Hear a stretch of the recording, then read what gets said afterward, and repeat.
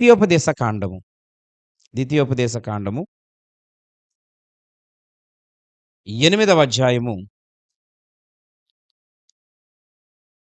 3వ వచనంలో ఈ విధంగా వ్రాయబడి ఉంది.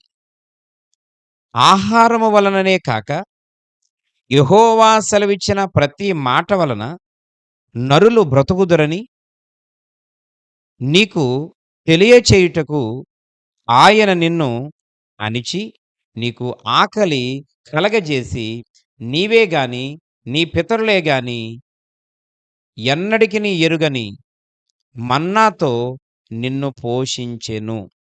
ప్రియమైనటువంటి స్నేహితులారా, ఈ యొక్క వాక్య భాగాన్ని చూస్తే ఆహారము వలననే కాక యెహోవా సెలవిచ్చిన మాట వలన నరులు బ్రతుకుదురు.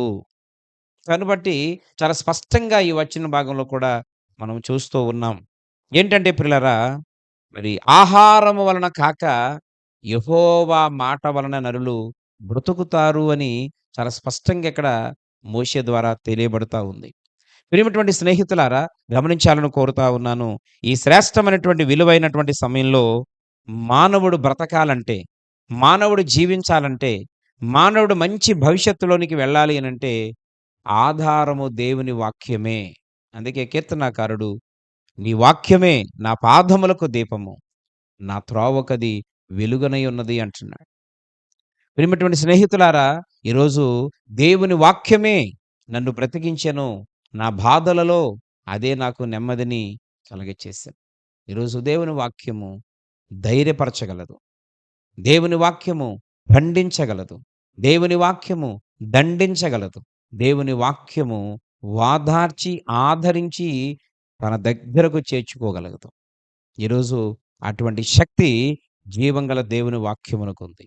నా ప్రియమైన స్నేహితులారా, ఈ సందర్భంగా ప్రభు జ్ఞాపకం చేస్తున్న విషయం ఏంటంటే, ఇంత ఘనమైన, ఇంత విలువైన దేవుని వాక్యానికి ఈ మధ్య దూరమైపోతున్నావేమో. అనగా దేవుని మందిరాన్ని నిర్లక్ష్యం చేస్తూ ఉన్నావేమో. ఒకవేళ మందిరానికి వెళ్ళినా వాక్యాన్ని తప్పిపోతున్నావేమో. ఈరోజు ప్రియమైనటువంటి స్నేహితులారా, నీ కొరకు శ్రేష్టమైన వాక్యమును దేవుడు సిద్ధపరుస్తూ ఉన్నాడు.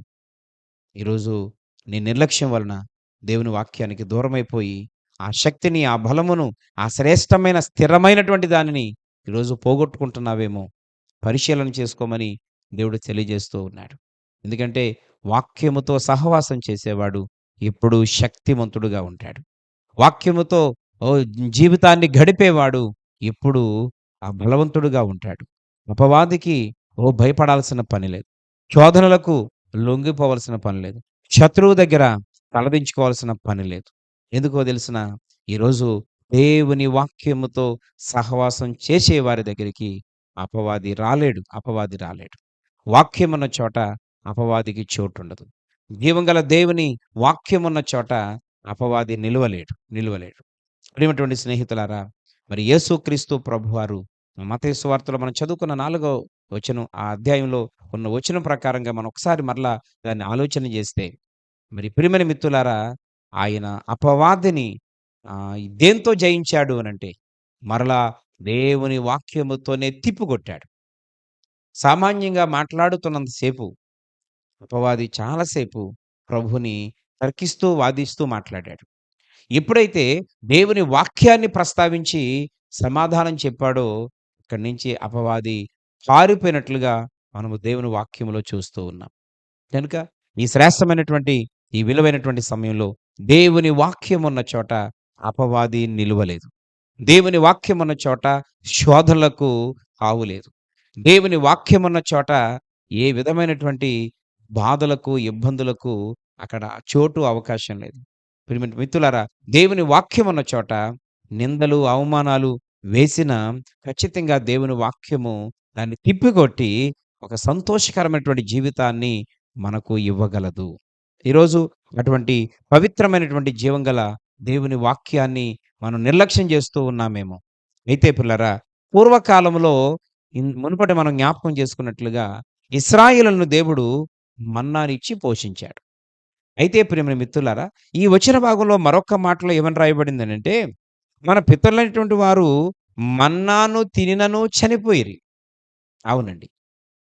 వారు మన్నా శ్రేష్టమైంది. మన్నా దేవుని యొద్ద నుంచి వచ్చిన మన్నా. దేవుడిచ్చినటువంటి మన్నా.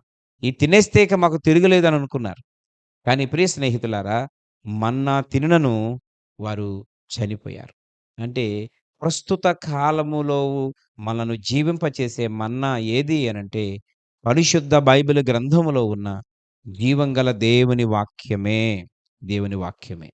కనుక ప్రియమైనటువంటి స్నేహితులారా, గమనించాలని కోరుతా ఉన్నాను. ఈరోజు జీవాహారమైన, ప్రాణాధారమైన, మన బ్రతుకులో శ్రేష్టమైనటువంటి దేవుని వాక్యమును నిర్లక్ష్యము చేసి వాక్యము లేనటువంటి ఆత్మీయతను ఈరోజు కొనసాగిస్తూ ఉన్నాం మేము.